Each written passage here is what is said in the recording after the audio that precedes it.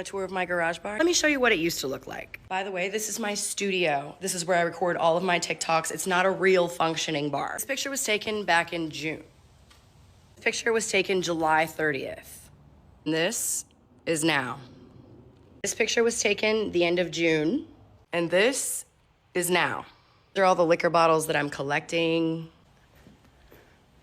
When I wanna open my freezer, I just roll it out. It's on wheels. Refrigerator. There's gonna be liquor rails to put liquor bottles. We got 1, 2, 3 outlets installed back here. One right there. There's one behind the freezer and one up there. My liquor. Not quite done doing the wall over there. Isn't that Bailey's sign so freaking cool? My boyfriend gave that to me. I spray painted this black. Ignore all the tape. He started from the top because he had a reason to do it. I just trust him. Put my ice machine over here. I'm gonna put a TV up right there in that corner. All in all, this is what it looks like. Man, y'all had a lot to say about that video. I'm not gonna defend myself because I said what I said, but I'm gonna give you guys a little bit more context about why I said it. A lot of y'all were wanting a little bit more detail about like the full story. When I went back over to her, when she was over there with her friend and she had just tried at the ATM and it wasn't working and all this, she empties her purse out again and I'm like, girl, we already know that you don't have anything in there that's gonna pay the tab. So she gets on her phone. She goes, I'm calling my brother. And I was like, oh, good, call him, yeah. When he answers the phone, she's like, hey, I need you to send me your credit card information. And then she hangs up. She was like, he's gonna send it. So she goes into her text messages, refreshes it, clicks on his contact. She said, here it is. And she starts reading me off a phone number, his phone number. And I'm like, no, that's his phone number. She goes, no, I'm trying to pay the tab. Write this number down and type it in your computer. I was like, girl, that is his phone number, not his credit card number. When I told the bouncer that she needed to be kicked out or pay her tab, he walks over to her and he's like, she's gonna pay. And I'm like, okay, well then you stand over there with her because I am done dealing with this girl. So eventually I walk back over to the table because I'm like, what's the deal here? And she is over here acting like these dudes owed her money or something. That she was like, you guys need to pay for 2 more shots. And that's when I asked her what I said. I also forgot to mention that when the guys closed out, they told me that she had drank both their drinks. And then everybody's freaking out about the shots being $9.50 a piece. Like, y'all, that's a normal price around here for $1,800. I didn't specify the brand because I didn't think that was important to the story, but apparently it was. If you think that's too expensive, you don't have to go to the bar and you don't have to order shots. Nobody's making you do it. And I've seen a lot of comments of people saying that it's messed up that I'm embarrassing this girl for views. Does anybody know her name?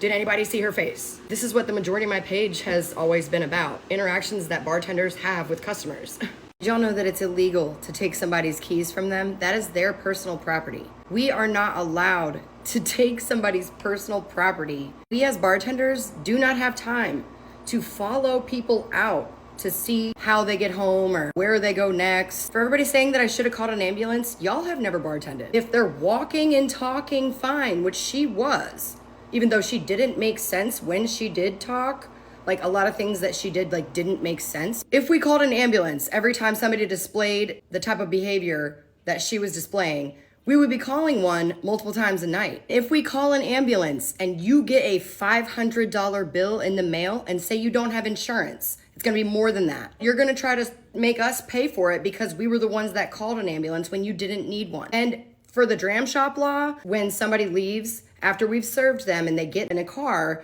and they drive away and then they hurt somebody or themselves, what you have to do in order to be able to sue the bar or the bartender is they're gonna have to take blood from you and they're gonna have to be able to prove that you had nothing else in your system, because how the heck are we supposed to know what you've been doing before? You could have been going to your car and taking shots. How are we supposed to know that? We have to go based off of what we see in front of us at that time. Y'all have no idea what goes into bartending and the decisions that you have to make in a snap second. And then everybody wants to judge you for the decisions that you make. And you're trying to also just make money. People are like, why didn't you get her an Uber? Do you go to work to pay for other people's rides home because they aren't responsible enough adults to be able to get themselves home? Y'all are full-grown adults. The drinking age is 21, higher than any other country. We need to get it together, America. Drink responsibly. Be an adult.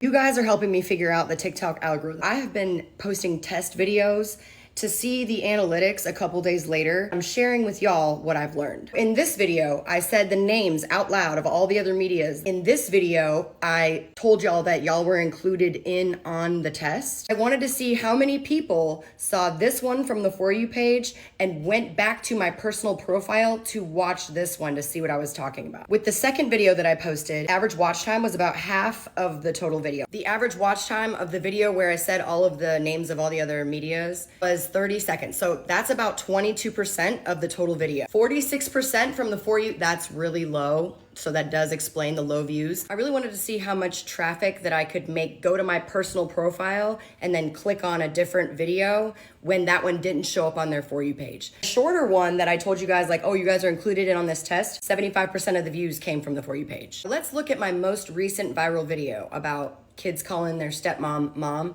96% of the 7.3 million views that it has came from the For You feed. I went and looked at the analytics of that same video, see what the average watch time was. It was less than half of the video. We all know that the For You feed has to like choose your video in order for it to go viral, because no viral video isn't shown over 90% on the For You page, and that is facts. No, this one went viral because of the engagement. You can't ignore it. Like 58,000 comments. We know it wasn't watch time because the watch time of this video was less than half of the video. Average watch time of this video was half of it. We know about half of the views of this video came from my personal profile. I'm wondering if I hadn't done this video, if more of the views would have come from the For You feed. What I think I learned is that it's more about ratios and percentages of engagement, watch time, all that, instead of the words that you use in the video. But I think not saying them does help. I'm gonna do another test and find out.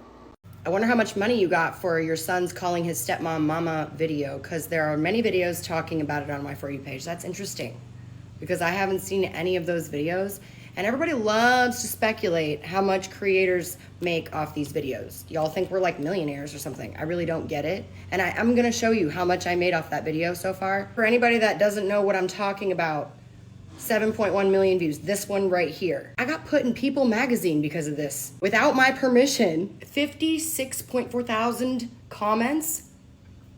That is so insane. That's the most comments I've ever gotten on a video in the whole 4.5 years that I've been doing this. Before I show you this, I wanna tell you that when I've been studying these analytics and how all this goes, my RPM is always the highest from the 29th to the 3rd. After the 3rd, it goes drastically down. This month, it was a little bit different. Let's see what we have. 4.2 million qualified views. They have to be shown from the For You page, and they have to watch for 5 seconds. 13 cents. I made $542.77 off that video. Is that what you guys thought? If you're a content creator and you're thinking about branching out to other platforms, please listen to this video first. I didn't start posting on any other platform besides TikTok until the end of January of last year. I was at 3.6 million followers on TikTok. The only reason that I started posting on those other platforms is because I'd see comments on my TikToks that were like, hey, so-and-so's trying to pretend to be you on this other place. I saw they had millions of views, and I'm like, they're making money off me.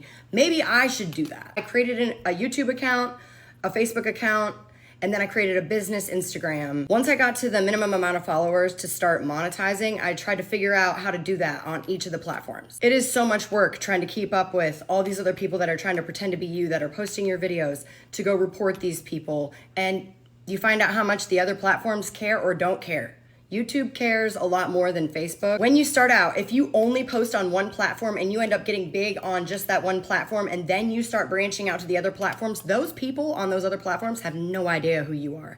And you have no community over there. Like when I post a video, if somebody's hating on me in the comments, I have my followers and my friends and stuff in there answering their questions for me in the comment section. I feel so alone on those apps. People are so fucking mean. They are mean. So you have to have thicker skin. That, like just last night, I went and read some YouTube comments. I started crying. When I'm on these other platforms and I don't know anybody over there. Like when I see my comments, I don't know any of these people. And if you're watching this from any other platform, I just want you to know that I do appreciate and love you. I really do. But the other platforms, I can't read the comments. It's really hard. I want to create communities on the other platforms, but do you know how hard it is to even go through all of the comments that I get on my TikTok videos, let alone the other platforms, all of those comments, and then answer them?